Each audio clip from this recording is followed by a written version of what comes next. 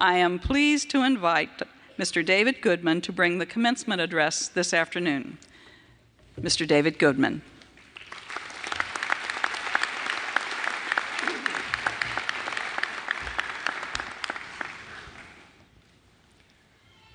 Good afternoon, everyone. Congratulations, graduates. I'm here to give you advice on how to prepare for your career, which officially starts after you walk across the stage. I grew up in Evansville, lived on the west side of town, and hunted and fished on this land before these buildings were here. My dad owned an auto mechanic shop, previously owned by his dad. And my mom, who's sitting over there with my daughter, was a cook at my grade school.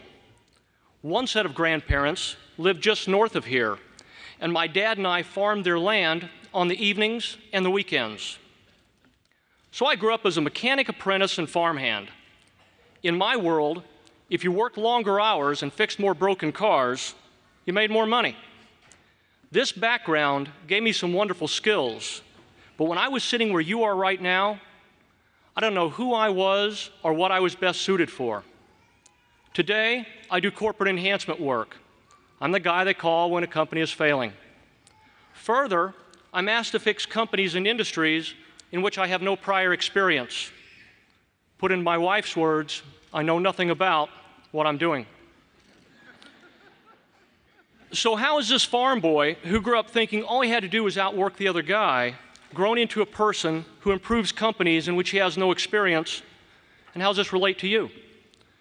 The answer is, it's not about the widgets. It's always about the people. When I take over a company, I certainly need to learn about the products, the services, the finances, the marketing, and the competition. But at the end of the day, success or failure depends on my ability to interact with, motivate, and support the people. So I put far more time into the people than anything else. Now let's flip this around to you. In the life you're starting in a few minutes, you're going to get a job. Really, you are. You might be an accountant or a salesperson, or you might join your family's plumbing business.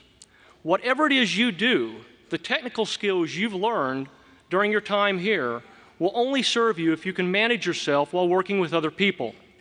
So let's talk about some of the things that will impact your ability to succeed with and in spite of other humans in the world of business. We'll start with where you are right now, looking for a job.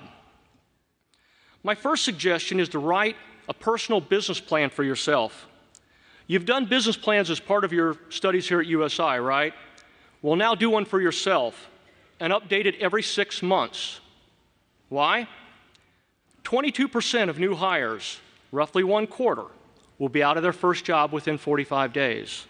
And 46%, roughly half, will be out of their first job within 18 months. Of course, everyone in this room knows that we won't be the 46% that are out of the job. It'll be the graduates from the school on the other side of town, right? Yeah. But just in case, moms and dads, you might want to remember those statistics before you rent out that bedroom. Another reason to update your plan is that companies no longer operate on 5-year cycles. They're changing every 7 months. If you're not changing as quickly, you're going to fall behind. Finally, having a personal business plan helps you stay grounded and committed to your long-term goals as the craziness of work happens around you. Now, having that personal business plan connects to the next thing on the list, which is to follow Plato's advice. Know thyself. And how do you get to know yourself? You take personality tests and skills assessments. I didn't know myself when I started my career, and I suffered for it. My first job was with a large Chicago advertising agency. I was the interface between the agency and clients like Heinz and Keebler. It was a great job, but I hated it. I didn't know why I hated it, but I hated it. Had I taken a personality profile, it would have explained that I was functioning as an influencer, not a decision maker. And for my personality, that didn't work. I didn't want to influence somebody else's decisions. I wanted to make decisions myself. Guess what? I got bad work reviews. I lied to myself and I said my boss didn't like me. But the truth was, I wasn't a good fit for the job. And what did I do? I quit after 16 months. I was part of the 46%. And where did I go? Another agency. I still didn't realize the problem was me. How long did I last the second time? I quit after 1 year. I'm a perfect example of a person who has the technical competence to do a job, but didn't have the emotional competence. By dumb luck, my third job in less than 3 years was a better fit, but it took me 3 tries. This takes us to the next point. Understand the impact that work can have on you. You've heard the phrase, "I feel your pain," right?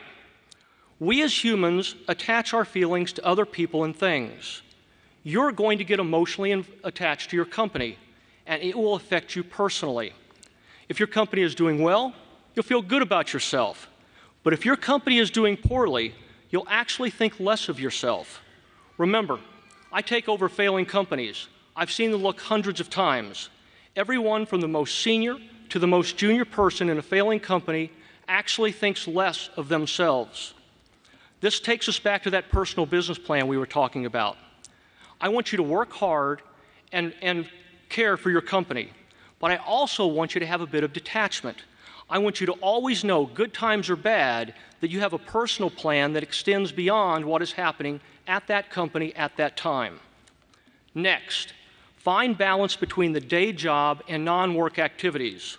Your outside of work efforts, like hobbies or joining a nonprofit, make you a better person and a better employee. And frankly, these activities provide a wonderful environment for you to interact with senior executives from a variety of industries. My wife and I are both scuba divers. When we were in our late 20s, we joined a nonprofit that was cleaning coral reefs of trash. So why are the reefs important? They provide an environment for fish. And who likes the fish? People with big fishing boats. And who has the big fishing boats? People with money. And how do they get their money? They run companies. I was 29 years old and having a playful competition with a billionaire, that's B, not M, as to who could find the most trash on the bottom of the ocean. The odds of me meeting him by regular work channels would have been very small. Let me say this a different way. The number of opportunities that come your way will be enhanced by the network of contacts you develop outside of work. So give of your time. You'll be rewarded in every way. So far in this discussion, I've talked about self-focusing things. Now let's turn outward and talk about the challenge of packaging yourself. I'll just mention 4 of my favorites. And let me start by saying that you're entering a competition that will run 24/7, 365 from now until you retire. And there are lots of competitors. The Wall Street Journal says there's an average of 118 applicants for every position. So you got 117 people to beat for that job. And let me tell you, some of them are impressive. So even though you've already heard most of this, take this to heart. First, professionalize your social network presentation. No more beerguzzler.com. No more Facebook pictures that aren't professional. Employers will look at your social presentation before they interview you. Don't get eliminated before you have the chance to show what you've got. Next, if you drink alcohol, although I'm sure none of you do, then know your personal limits. Don't make the mistake of thinking that if you're at the company Christmas party, your behavior is not being noticed. I've known more than 20 people that have lost their jobs due to drinking too much. Next, be kind and professional in all your work emails. I find it amazing the mean things people say in emails that they wouldn't say in person. And as the CEO, seeing that nasty email impacts what I think of that person. So pick up the phone or walk down the hall and have a face-to-face conversation. And finally, date people outside the company. Odds are not in your favor of staying with a company if you date people in the company. There are 7 billion humans on this planet. You can find somebody outside of work to date. My time's almost up. I want to find out if I've made an impression. I've told you some things that I think are important for your career, and I want your career to be successful because I care for this university and you will now represent it. To that end, I'm willing to continue our dialogue and will accept your request to connect on LinkedIn. This will provide you the opportunity to ask questions of someone who's already walked the path.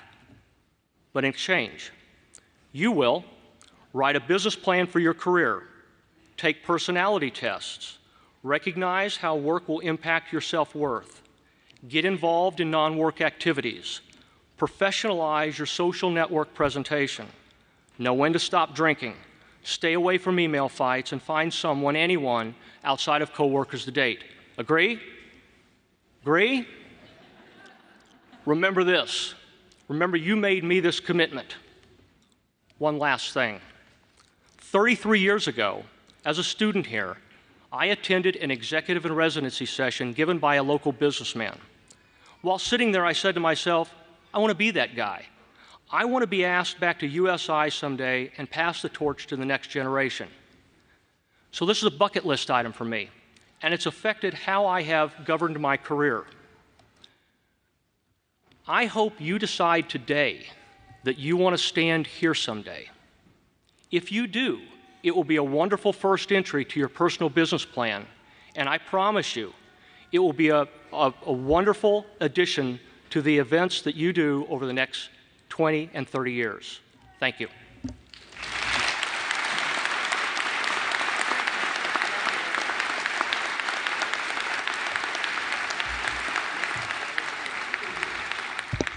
What a wonderful message and good advice.